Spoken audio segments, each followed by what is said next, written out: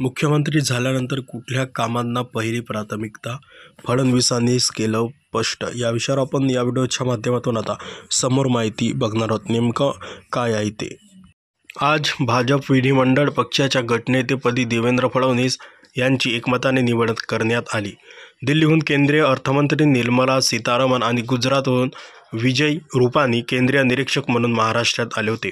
त्यांच्या उपस्थितीत लोकशाही पद्धतीने देवेंद्र फडणवीस यांची गटनेतेपदी निवड झाली. भाजपा महायुतीमधील मोठा पक्ष आहे, त्यामुळे देवेंद्र फडणवीस यांच्या मुख्यमंत्रीपदाचा मार्ग मोकळा झाला आहे. गटनेतेपदी निवड झाल्यानंतर विधानसभेच्या सेंट्रल हॉलमध्ये बोलताना देवेंद्र फडणवीस यांनी मुख्यमंत्री बनल्यानंतर कुठल्या कामांना त्यांची प्राथमिकता असेल ते स्पष्ट केलं आहे. अटल बिहारी वाजपेयी यांचं देखील हे 100वे जयंती वर्ष आहे. या महत्त्वाच्या जयंती वर्षात जनतेने महायुतीवर जबाबदारी दिली आहे. इतका मोठा धनादेश आपल्याला जनतेने दिला आहे. या जनादेशातून एवढंच म्हणजे आनंद आहे, पण जबाबदारी वाढली आहे. प्रचंड मोठ्या जबाबदारीची जाणीव करून देणारा जनादेश जनतेने दिला आहे, असं देवेंद्र फडणवीस म्हणाले. कुठल्या कामांना प्राथमिकता? लाडक्या बहिणी भाऊ असतील, लाडके शेतकरी, लाडके युवा असतील, या सर्वांना दलित वंचितांनी जो जनादेश दिला आहे त्याचा सन्मान राखण्याचं काम करावं लागेल.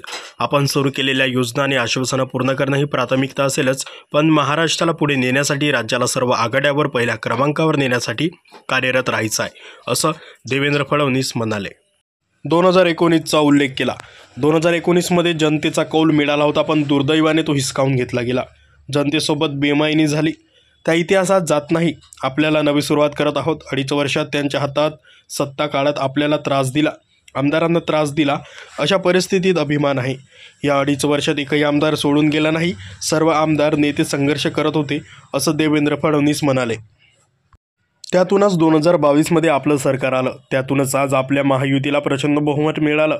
भाजपाला 132 आणि महायुतीला 237 जागा मिळाल्या आहेत.